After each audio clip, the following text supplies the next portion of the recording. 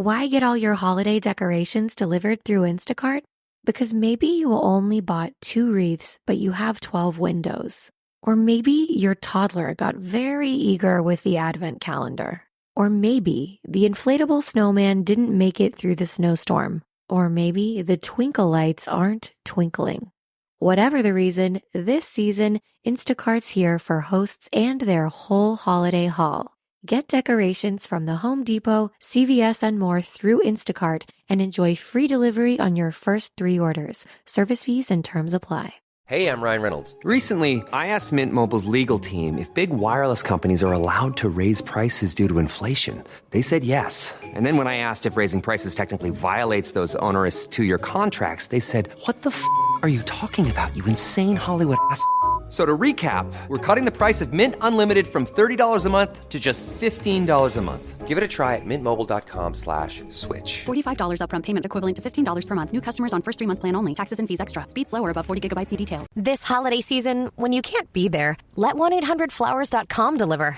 At 1-800-Flowers, every gift is crafted with care and designed to make spirits bright. From classic holiday bouquets and unique one-of-a-kind designs to gift bundles you can't find anywhere else, 1-800-Flowers makes it easy to stay connected, no matter the distance. Just a few clicks and your thoughtful gift is on its way. Visit 1-800-Flowers.com/ACAST to deliver joy, beauty, and celebration this holiday season. Super real.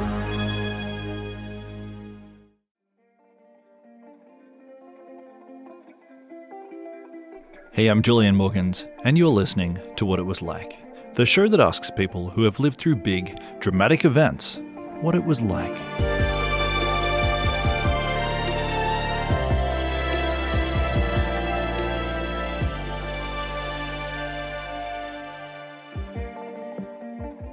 I've got a confession to make. I get parking fines all the time. I'd say on average, I get at least one a month, and I easily spend around $1,500 on parking fines every year. And I know what you're thinking. You're thinking, it's my fault, I should just change my behavior and I won't have this problem. But changing behavior is hard. You know, I think it really is. And I think that's the same for everyone. And I think also the root issue here, like the causation of this whole thing, is that I'm bad at punctuality. I'm the late guy. I've always been the late guy. I self-identify as a late guy. And the root cause of that, I think, is that I just find it really hard to transition between activities. You know, like I'll be doing one job and I think to myself, I should stop doing this job. Otherwise, I'm going to be late for the next job. But I find it so hard to stop. I'm always like, just give me 2 more minutes of writing this thing or eating this food or sleeping in this bed. And then it's actually more like 20 minutes in normal human time. But in my head, it feels like 2 minutes. And then, of course, I get to my car and every time I've got a parking fine. And I know what you're thinking. You're still thinking that I should stop legitimizing my tardiness and I should just sort my shit out. And you're right. You're right. I know. You are so right. But one more thing, if I may, a counter-argument. And that is, I don't think that I'm actually doing something wrong. You know, overstaying my time in a parking spot, it's not wrong in an ethical sense. It's not against the norms of decent society. And it's not like I ever learn anything either. It's not like I'm committing some moral transgression and a parking fine shows me the error of my ways and I'm like, oh boy, that's the last time I have a relaxed lunch. I've learned my lesson. Thank you, local council. No, instead, I just get my fine and I feel insane, like homicidally furious at the world, but mostly at myself because, you know, I try to change. Every month, I'm like, I can do this. I've got to change. I can be more organized. I can be better. I have to be better. And then I don't change and I get another parking fine. And it feels unfair. Not just for me, but I think all sorts of people have this problem. Hey, Darcy. Hi.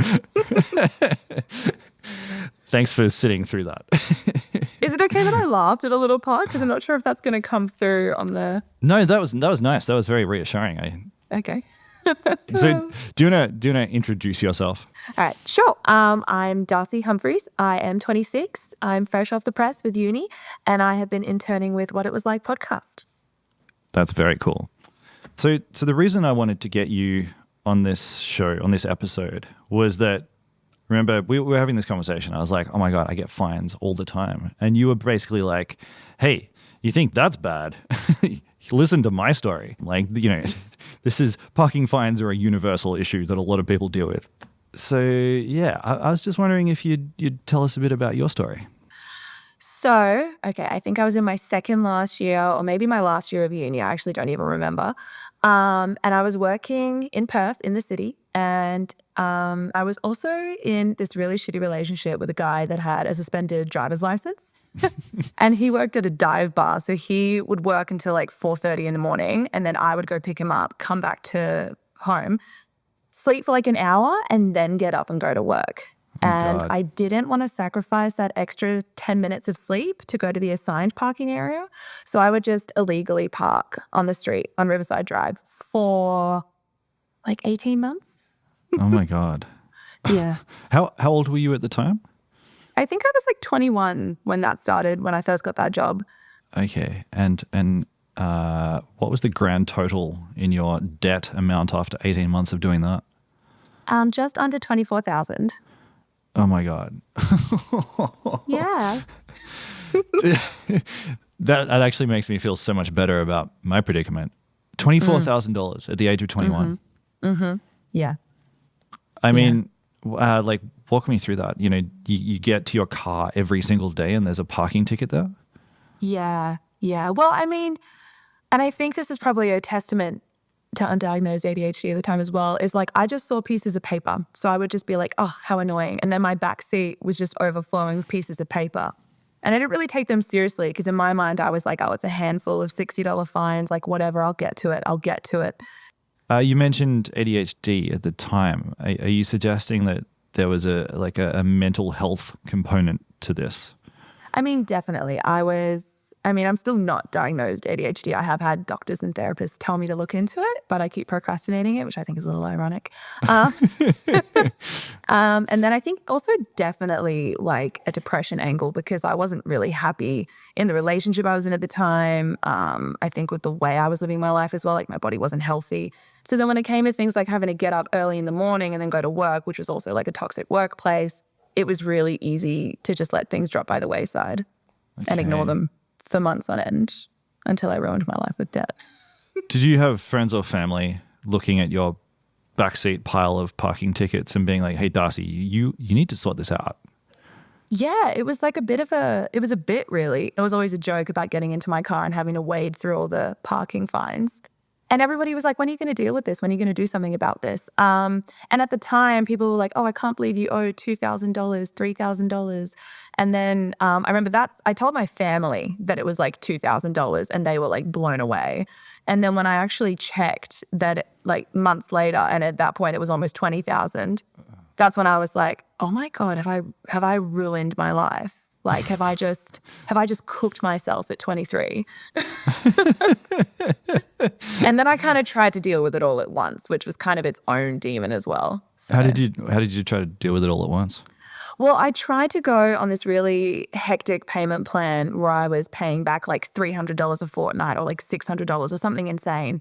But then what happened when I did that is I didn't actually have any money to then go live my life. And then I wouldn't have any money for food and I wouldn't have any money to go out and do things with my friends, which they were doing all the time because, you're in your early 20s, everybody's going out and doing stuff. So then it honestly made me feel like a bit of a crackhead. I would message my parents and be like, hey, can I borrow money for food? Can I borrow money to go out to dinner? Can I borrow money to do this? And they were like, where's your money? Like, you're working 5 days a week. Why don't you have any money? Yeah. And I was like, oh, that's a really good question because I made a mess, but I don't want to explain it to you. So I'm just going to make an excuse instead. Oh, God.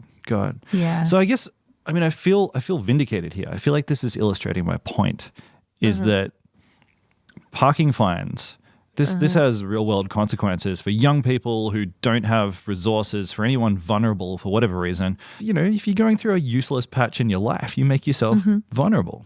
So, which I think a lot of people do. Yeah. All right, well, Darcy, I got to tell you, I've cooked up a plot. I'm gonna get revenge, okay? For people like you, for people like me, for people who keep getting stung with parking fines. I'm just gonna go and get some revenge. Hell yeah, let's take them down. Such a good response. All right, I'll come back to you in a month. I'll tell you how it went, and wish me luck, I guess. I mean, good luck on whatever you're doing. I'm keen. You curious? You curious about what I'm up to? I am so curious. This could go any direction. Yeah, tell me about it. All right, cool. Great talking. Thanks for telling your story. All right, catch you in a month. See ya.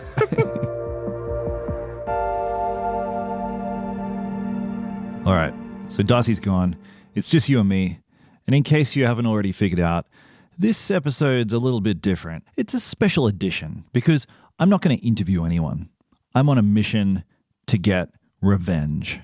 And that's for two reasons.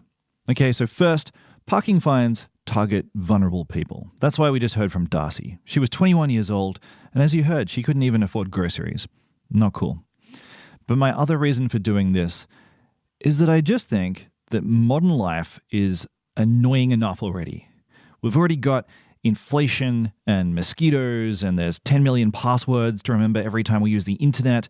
I just think life to me, it sometimes feels like I'm trying to jog through molasses, and I just don't need local governments to put more annoying shit like parking fines in my way. So that's my belief. That's how I feel about parking fines, and if you agree, strap in, because here's what I'm going to do. I'm going to get a job as a parking inspector. And then I'm going to spend a day on their clock, as in the local council's clock, doing absolutely nothing. And then I'm going to quit. And I figure that will cost them around $800. And why? Why $800, you ask? Why is that an important number? Because there's a local council here in Melbourne that's ruthless. I'm not going to name them, but these guys are kind of animals. If you're a minute late getting back to your car, or if your tire is just slightly out of the zone, they fine you. And I reckon I've probably wasted $800 on this one city council this year alone. So now it's my turn to waste $800 of their money. And the first step is to get a job. Luckily, this city council always has vacancies for parking inspector roles. So I started applying. I wrote up a resume, and I don't want to criticize people who work in this role, but I didn't find it that hard to get an interview. I just sent in a lightly embellished resume highlighting my skills in law enforcement and how good I am at time management. And they were like, hey, this guy seems good. Do you want to come in for an interview? And at that point, it suddenly stopped being funny. I think up until this point, it had been like, I'm just going to be running a fun prank, like a YouTube, Ashton Kutcher style punked thing. And then suddenly I was like, I'm going to have to come in for an interview, and I'm going to need to pretend to be the kind of person who wants to work as a parking inspector when I'm clearly not that person. So that will involve a lot of bullshit. And I'm going to have to act, like I'm going to have to do some method acting here. And suddenly that seemed like a lot of dishonesty, which stopped being funny. So I got invited into this interview. It was Monday morning, 9 a.m., show up at the city council offices, and I get out of my car, and I'm suddenly feeling very nervous. And then I go into the building, and there's this big desk, and there's this woman behind the desk, and I'm like, oh God, what am I doing here? Hi there. My name's Julian. I've got a 10 a.m. interview for a parking inspector job. Okay. And do you know who you see? I was told to sit down and wait in this huge foyer, and someone would be out to see me in a moment. And, oh God, yeah, I don't know. I mean, I know I'm not like committing white-collar crime here, but it just suddenly hit me that this sucked and I didn't want to do this, which is interesting because I remember when I was younger and I watched Catch Me If You Can. Remember that Leonardo DiCaprio movie? I was like, I'd be good at swindling. Like, I could be a smooth swindler. Like, that was what I thought when I saw this movie. And then this moment here, this was the closest I've ever come to any kind of swindle. And I was having a bad time. I was sitting there. I was really not into it. But then two guys, they come out of this door and they're looking super friendly and they've got big grins on their faces. And yeah, these are the guys who are about to give me the job. And heads up, we're going to beep out all of the names and identifying information. Hey, nice to meet you, mate. How are you? Very well. How you doing? Yeah, not good, thank you. This is Nice to meet you. Do you feel like a coffee? Sure. Yeah. My hands were clammy, but, we shook hands, and then they led me into the world's loudest cafeteria to have a chat. And the first thing I was asked was, had I worked as a parking inspector before? And of course, I'm like, yeah, I've worked as a parking inspector. Of course. And to be clear here, I have not. And then one of the guys asked me about the technology that I use to process infringements. And I had to totally wing this answer. It was just like a little electronic thing. Can't remember the brand, but it was just like a little pinfall. Might have been it, yeah. Was it on a mobile phone or was it on something? It was like a little, looked like a little Game Boy. It was like a little, like with a bit of paper that came out of it. I couldn't tell you the brand. Maybe auto sides. Somehow, I think I got away with this, but the whole thing felt gross. And the worst part was that they were so nice. I always thought of parking inspectors as these just ruthless people, but these guys seemed lovely. So I started thinking, this is dumb. I'm just going to abandon this whole scheme. I'm just going to apologize. I'll leave them alone. So I was just trying to get out of there. So I said my goodbyes just as fast as I could. Look, I might leave you guys to drink your coffees, but Absolutely, thanks, my friend. Thanks so much. That's fine. Thank you for meeting me on a lovely day like this. The pleasure's all mine. And then I left, thinking that I probably wouldn't even get the job. But then one day, about a week later, I got a missed call on my phone. So I dialed the number back, and here's what went down. Hi, Julian. How you going? Hi there. Yeah, I'm doing really well. Good. I'm glad. I'm sorry. I know that I sort of rushed into everything this morning, but I thought you should know. No, that's totally fine. Tell me all about it. Yeah, okay, good. So, very keen on you, and they were really happy with what you had to offer, and obviously to get you on board as quick as possible. But obviously they understand that, it is a really short turnaround. So if it is going to be an issue for you, they will work with you as much as they can. Yeah, I could. I can't do Monday next week, but I could potentially start Tuesday if that works. That's absolutely fine. They're happy to start you on Tuesday. I already made sure that there was a plan C, B, and D and everything else, so that's fine. And just like that, I had a job as a parking inspector. And suddenly I was even more nervous about the whole thing. So I tried to remind myself how I felt, the kind of anger, the fury that I felt every time that I got a parking ticket. And I tried to remind myself of Darcy's story, how just like what a shitty situation that was. But none of this really helped. So to calm my nerves, I decided to do some research on the parking industry, some actual journalism to remind myself why I was doing this. And here's what I learned. First of all, councils don't even make that much money from parking fines. As government bodies, councils have to be pretty transparent about how they're making and spending cash. And detailed in their numbers is always info about what they collect in parking revenue. And I got to say, it was really interesting. I discovered that as a percentage of their overall budgets, parking fines don't contribute much. So I'm just going to use two major city councils here in Melbourne as an example. So for the financial year of 2024, the city of Stonington, which includes such posh areas as Toorak, made almost $17 million from parking fines. Meanwhile, the city of Yarra, a little bit further north, kind of Fitzroy area, they made $18 million. That sounds like a lot, but keep in mind that both operating budgets sit at around $250 million in total, all right? So they're only making about 7% of their total budget through parking fines, which is interesting because they make almost as much money just by charging fees on council sports facilities like swimming pools or golf courses as they do from fining people for parking. So my question is, why even bother? Why fine people at all? If you can collect that money in other ways, why put this kind of burden on the people that live in your community? So I actually put this question to a woman who works at the city of Yarra. Like I've said before, we're not going to use any names here. And I will say, City of Yarra, incredibly helpful, very forthcoming, lovely. Thank you. Anyway, this woman, she's the coordinator of parking operations. She emailed me back and she said this. Yes, there could be other avenues that could be explored. However, parking enforcement plays a crucial role in ensuring fair and efficient use of public parking spaces. While parking enforcement does generate revenue to make up our annual budget, it's an essential service for our community to address any obstructions on the road, such as driveways, laneways, etc., and to provide turnover of our parking spaces to maximize fair use of public assets. Now, I guess this seems like a solid argument. She's simply saying that we need parking fines so that people don't just park in the same spots forever. Seems correct. But hold on. Let's just play that out a moment. I'm just playing devil's advocate here, but let's just imagine a city in Australia in which all of the parking spots are full all of the time, and it's really hard to find a parking spot. Okay? You got that image in your head? Just imagine this kind of city for a moment and tell me, how is that different from what we already have? Maybe I'm being a little negative here, but it seems to me that most streets, certainly in Melbourne, certainly in Sydney, they're jammed up with cars most of the time.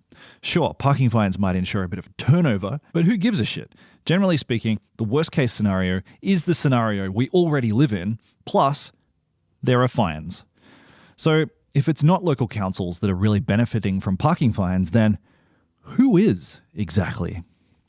So the answer to that is, and this may not come as a surprise, but private enterprise is making a lot of money from your fines. So there's this new company, and I'm not going to name them, but they're kind of doing their very best at the moment to turn public parking into a private goldmine. Now, this company, they're based in Australia. They're actually headquartered here in Melbourne, and their mission, according to their website, is, quote, to make the communities we work in more livable. That's cute sentiment, but really what they're doing is basically licensing AI-powered technology to councils to streamline parking enforcement into something that's pretty lean and ruthless. I find phrasing like "make the communities we work in more livable," that's nice. It's such a nice sentiment. It's really hard to argue with, but it's kind of just this usual corporate doublespeak about improving lives and communities when all they're really doing is just maximizing private revenue from the public and making people sad in the process. It's kind of like, I don't know, you see the same kind of phrasing around pokies, I think. There's companies that are manufacturing and distributing and, running this giant pokies racket, and they dress it all up in PR, but it's still just a shitty business. And I'm not claiming that parking fines are as corrosive as gambling, but like I said at the top, it's still a system that inconveniences people for profit. So I'm looking through all of this, researching the parking industry, and I find this thing, and this is my absolute favorite, worst aspect of the parking industry, and it's their awards night. Okay, yeah, that's correct. Every year, the who's who of Australia's parking fine industrial complex come together to, quote, celebrate the achievements of organisations who attain the highest industry standards through the use of technology, customer service, and the development of outstanding facilities, end quote. Their most recent awards night, in October this year, features a whole lot of photos of people in semi-formal wear drinking wine and James Bogues at a function room at the Melbourne Sofitel. And you can actually find this very funny, well, I find it very funny clip on YouTube of people at this awards night, employees of this industry bouncing up this stage in slow motion, and it's got this, corporate soundtrack playing. And then they're receiving such accolades as the Parking Young Achiever Award and the Outstanding Sustainable Car Park Award. Anyway, it tickles me. And to be clear, I'm not laughing at these people. I mean, I've got a completely silly, ridiculous job, but just parking fines suck, How have these people lost sight of that? Anyway, I've got to say that reading all of this, learning about this, watching these YouTube clips, it somehow made me feel better about faking my way into a parking inspector job. Okay, we're going to take an ad break here, but coming up, I get a job as a parking inspector for one day, and then I quit. So stick around.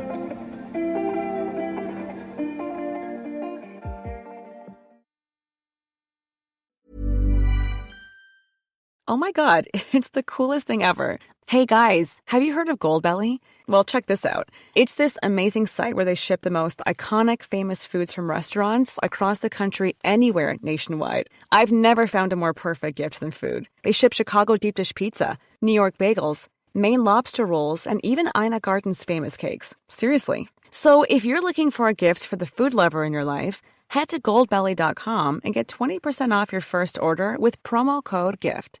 This episode is brought to you by Progressive Insurance. Do you ever find yourself playing the budgeting game? Well, with the Name Your Price tool from Progressive, you can find options that fit your budget and potentially lower your bills. Try it at progressive.com. Progressive Casualty Insurance Company and Affiliates. Price and coverage match limited by state law. Not available in all states.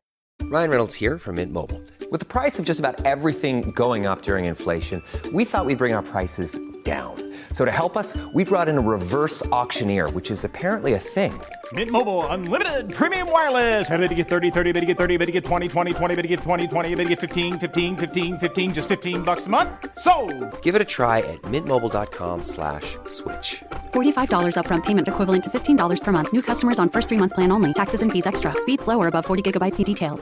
If there's one thing that my family and friends know me for, it's being an amazing gift giver. I owe it all to Celebrations Passport from 1-800-Flowers.com, my one-stop shopping site that has amazing gifts for every occasion. With Celebrations Passport, I get free shipping on thousands of amazing gifts. And the more gifts I give, the more perks and rewards I earn. To learn more and take your gift giving to the next level, visit 1-800-Flowers.com/ACAST. That's 1-800-Flowers.com/ACAST.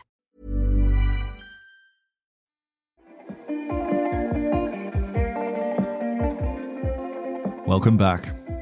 I'm just about to start my job as a parking inspector, and I'm arriving on my very first day feeling nervous.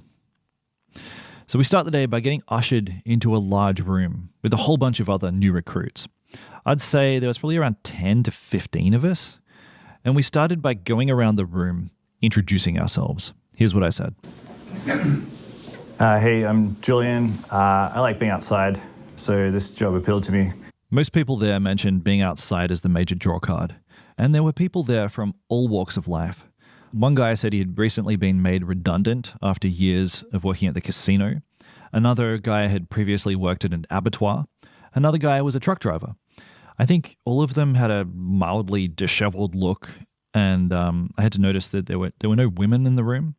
Anyway, then the trainer comes in and starts to talk us through what to expect on the job. You know, this is training. So, unsurprisingly, the first thing that they start walking us through is how to draw on tires. It's a crayon, so it's a waxy sort of substance. You mark the tires, make notes in your notebook, 1 hour parking, 2 hour parking.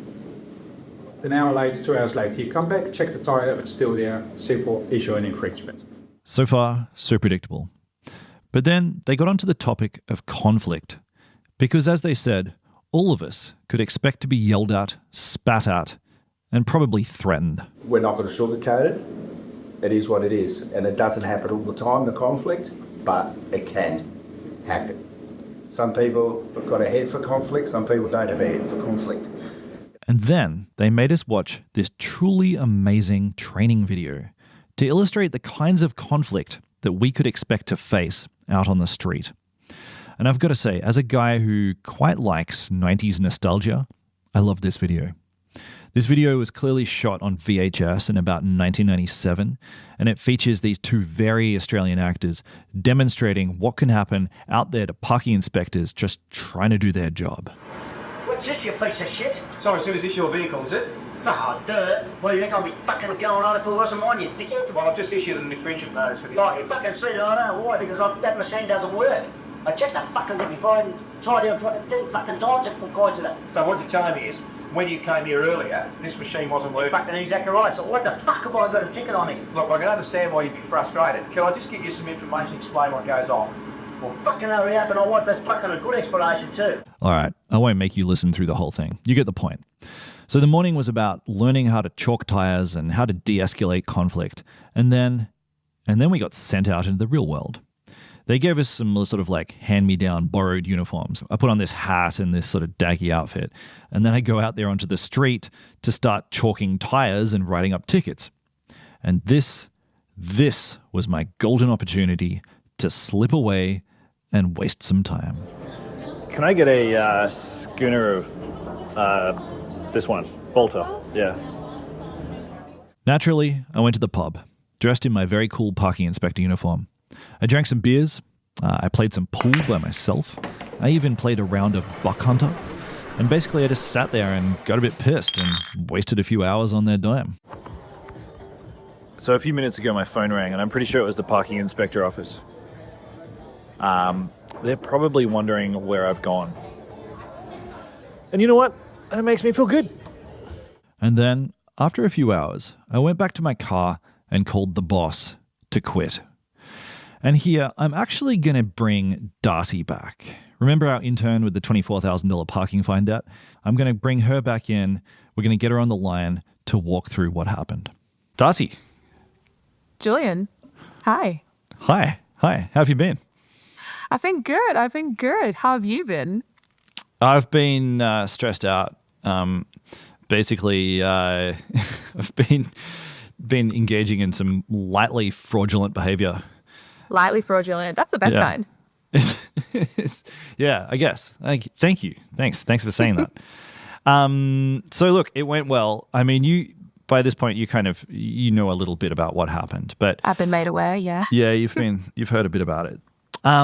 So I just wanted to play you a video of me quitting, because this is the grand finale. This is the big moment, but it didn't quite go as I'd hoped. It didn't. Oh no. Yeah, I was kind of hoping for this guy to be furious. I was hoping that he was going to be like, "Oh, God damn it, you've wasted our time and money." That's what I wanted to happen. But instead, something else happened. So I'm just going to show you the video, and then I just want your take on it.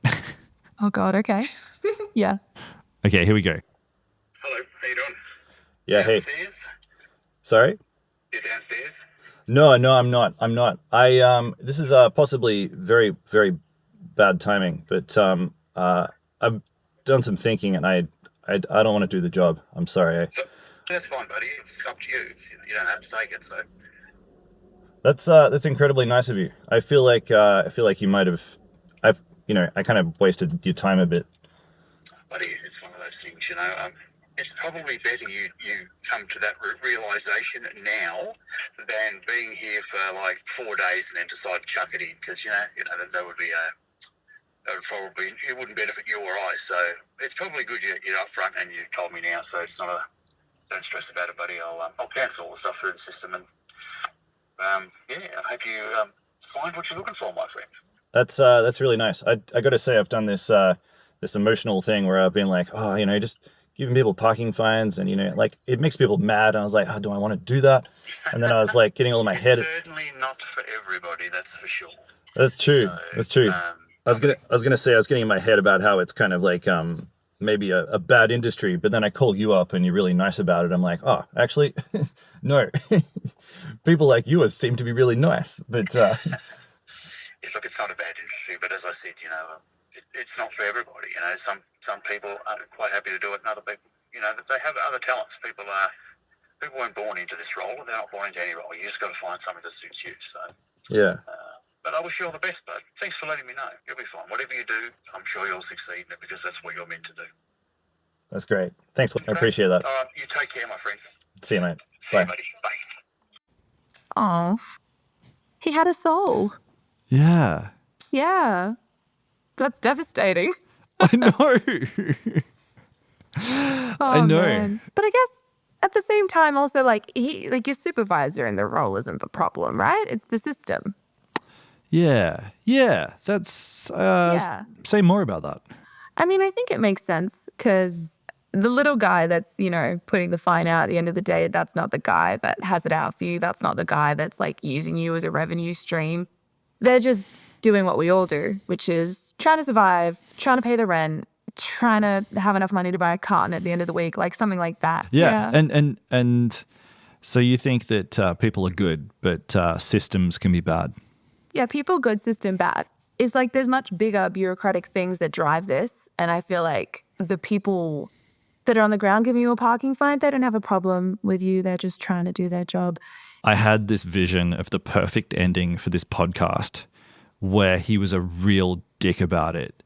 Yeah. And everyone listening or watching this would be like, yeah, I knew it. These guys are dicks. But instead, he flipped the whole thing on its head by being lovely. I can see you fighting for that that ending as well. But he was just so understanding. And even when you were like, oh, what did you say? Something along the lines of like, I don't know if it's a good industry. And then he was like, oh, it's not for everyone. Sounds like he's already stomaching some guilt for what they do. So I know. Yeah. I know. She was right. I really was fighting for that ending. But actually, I think that Darcy gave me a better ending. She's 100% correct that the problem with parking fines isn't the parking inspectors themselves. It's the whole system. And I often come to this place, doing this podcast, where I'm hearing stories about decent people who are doing bad things for one system or another. And I think that's just something that's sort of innate. It's an innate contradiction in humanity. There are so many good people who work bad jobs for good reasons, like they just want to feed their kids. And from what I saw in the training session that morning, those guys on the ground, those guys issuing parking fines, they're kind of the victims too. Imagine getting yelled at every week of your working life for only about $75,000 a year. No thanks. And you know what? This is a different topic, but I think this is a good way to wrap this up. So I got a parking fine last week. And I know, you'd think I would have learned, but that's not what this is about. It's not about learning. This is about feeling a little less like the system has me over a barrel. And that's exactly how I felt. I got this fine, I picked it up, and I held it in my hand, and I noticed that this fine was just a fraction of what the system had spent on me to go to the pub and spend an afternoon drinking beers, which is exactly what I wanted to achieve. By the way, we're going to be putting some TikTok highlights from this episode up on TikTok pretty soon. There was lots of visual stuff. I made lots of little videos along the way. That's What It Was Like podcast. That's the handle on TikTok. We're going to do this episode as like a full YouTube thing as well, so keep an eye out for that. Today's episode was produced by Rachel Tuffery. It was mixed by Jimmy Saunders, who also did our theme music. Daniela Cantu and Chloe Stelling are our interns. And a huge shout out to Darcy Humphreys, who came on this episode and has also interned with us for the last couple of months. Darcy, you've been incredible. Our cover art is by Naomi Lee Beveridge, and this whole thing has been a Super Real production.